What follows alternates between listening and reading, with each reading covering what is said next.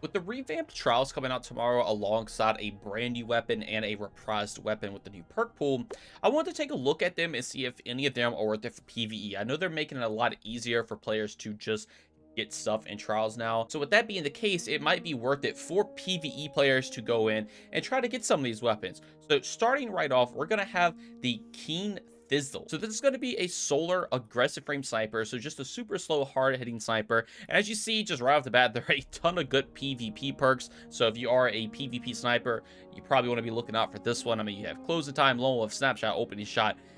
There are literally so many good perks on here. I'm sure Discord will also even be used for some players. But specifically, let's take a look at the PvE options. So first off, PvE perk-wise, you have Incandescent, which typically is a primary weapon perk, but I figured I'd list it here since it is a PvE perk. Triple Tap, and then Envious Arsenal, which being a newer perk. Now, in the second column, you have things like Vorpal. You could argue Discord as well, Bait and Switch, and then 4x the Charm. So right off the bat, I think we all kind of see the combinations that would be good for PvE with something maybe like Triple Tap and 4x the Charm. With this being super slow, hard hitting, it has 3 shots in the mag. You can put on attack mag, appended mag, anything like that. Throw on a backup mag, and you're going to be able to shoot this for a while, just getting ammo out of thin air. So with both of these perks come out together, you could potentially have some pretty solid total damage coming out of this, but there are already other snipers in the game that can get this exact role. And I don't know if this offers anything more unique compared to those. Also, on its origin traits, the only thing that really matters here is Hawk Breach armaments, and you're not really going to take advantage of this too much because with One Quiet Moment and Alacrity, you're not really going to be using these too much PvE. One Quiet Moment, maybe if you're out of combat, you just get some increase your low speed, but you're probably taking Hawk Breach armaments for the most part. Now, other things to look out for is obviously things like Envious Arsenal and Bait and Switch. This is going to be a super good rotation option. You can swap to it, shoot all your shots off. You're going to get a ton of damage with the shots you do shoot off, and then you can just swap to something else, and it could just be some sort of rotation going on here with it. This does have potential, and I might be on the lookout for this. I'm not going to say it's a must get because there are a lot of other weapons in the game now that can get this combination that are probably better than this sniper rifle, but it is something to look out for if you are playing trials. You might want to hold on to it. But you even could go other routes, just like Triple Tap and Bait and Switch. Don't even have 4x the Charm. That could be pretty solid. I would almost never go Vorpal on this unless you specifically want to pair it with Hawk Breach armaments because you will do more damage to vehicles with both of these perks. So potentially there could be something here if there's ever some giant vehicle we have to shoot with the sniper. But for the most part, if you're going for a damage perk, Bait and Switch is just going to be your clear go-to option. Now, for the first column, again, it's either between Envious or Triple Tap. Both are going to be very strong. I know for me personally, since I already have a Triple Tap 4x the Charm sniper, I'm probably just going to go Envious and Bait and Switch just so I can have a sniper with this combination down if this ever does become any sort of meta. Again, with backup mag and also a pendant mag, you can get this up to 5 shots in the magazine, and it could be pretty solid. Again, I don't think it's going to be a must-have go-to chase for PvE players, but if you are looking for a PvP one, because it does seem to have a lot of good PvP perks, if you see one of these, you might want to hold on to it for PvE. But next up, it is going to be the Exalted Truth. This is going to be a void adaptive frame hand cannon. So this is a 140 round per minute hand cannon. Typically the most loved hand cannons in the game for both PvE and PvP, and this one has some interesting perks on it. So we have Withering Gaze in the first column, and then we also have Destabilizing Rounds. That's pretty much it for PvE related perks. I guess you could include Slot Shot in there, but in the second column we have One for All, Repulsor Brace, Demoralize. We'll throw Magnificent Howl in there, and I guess maybe Precision Instrument. So it doesn't have a lot of crazy perks, but it does have some very good perks. With Destabilizer rounds being one of the best perks in the game now, you can pretty much just have infinite volatile rounds for this, which is going to be very, very strong in PvE. And you can also pair that with One for All. Now, I'm not 100% sure. Definitely be sure to let me know. I don't know if the Destabilizing round proc, like it hits everyone around them, will proc One for All, because I think Destabilizing or Volatile in general technically count as ability and not weapon damage, but since it's coming from the weapon, it may count as weapon damage.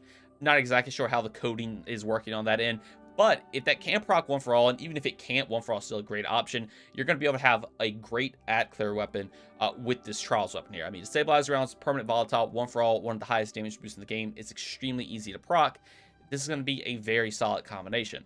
Unfortunately, on the origin trait side of things, there isn't a whole bunch here. You have zero synergy, so you get more handling and flinch resistance after you reload. That's probably the best you can go for. Again, One Quiet Moment, Alacrity just really are not the greatest. I mean, Alacrity, I guess, is decent if you're doing solo content, But in general, sure, synergy is probably going to be the best here. One quiet moment if you're out of combat. But again, the orchard traits here just really are not that good. But they are PvP weapons, so I wasn't expecting much for them. But the other interesting things to point out is also the fact that you can take off One for All, put Repulsor Brace on. You have the classic stabilizing Repulsor Brace roll. You're going to have infinite Void Overshields, infinite Volatile rounds. That's going to be very solid, and it's on a hand cannon, so that's very, very good. But this can also get Withering Gaze. So with Withering Gaze, there's not that many primaries that can get it now. I think it's just this one. There's a World Drop Scout Rifle. And then I'm pretty sure the Crucible Pulse Rifle, not the comp one, just the base one, can also get it. So Withering Gaze on a primary is decent because you have ability to apply Weaken. And you can sort of use it as a utility weapon or just a perk to say, hey, you now do 15% more damage to whatever mage you're shooting at. Of course, you do have to charge it up or hold your sight down a little bit to get the proc. It can be a little annoying, but if you do need to apply a weaken to a boss and you don't have a nade or just obviously any other weaken source, you could just use this, still have a decent, ad clip perk with something like One for All. And this is honestly a pretty solid option. You have damage and utility, or you could just go into pure utility, just take Repulsor Brace, so you have an ability to apply Weaken on whatever, while also granting an Overshield, because Weaken is a Void debuff, so Repulsor Brace will actually grant an Overshield. I think this is a very unique and interesting combination. I don't know if it's a must get since there are other world weapons and also the one you can get from Crucible in general. So I guess if you're playing Trials, you're getting Crucible rep and Trials rep. You can potentially get both from it. But if you want a primary weapon with Withering Gaze, this is definitely one to look out for. But again, with other ones being in the game, I'm not going to say it's a must get.